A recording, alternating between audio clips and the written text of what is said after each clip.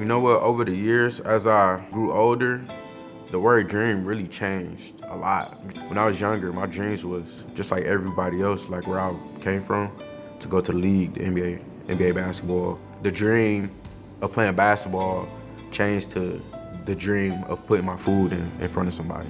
You know, I almost had my store-faced restaurant right before COVID hit. I was getting ready to sign my lease, and COVID hit. I didn't have no business coming in, and once again, I found myself having to go door to door, knocking on people's doors to try to do business with them and for them to try to taste my food and stuff like that. So you can get a million no's all day long, but if you get one yes, it'll change your life forever, I promise you.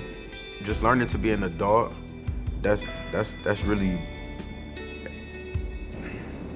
it's hard to even put in words, man. So much been going on. I could tell you all kind of stories about what I seen. Man, I made it out because I seen so much happen to so many people that I didn't want to happen to me and my family. Being at the bottom of the bottom, I didn't want to do that no more, so I decided to go to college.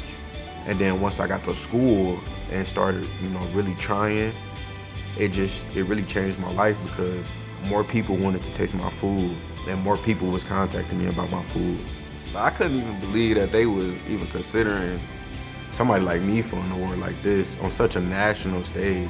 I'm a loss of words. I just can't believe it. It's stuff like this don't happen to, somebody like me that come from 72nd and St. Clair. When they see this, they can smile and say, well, maybe I could do that too.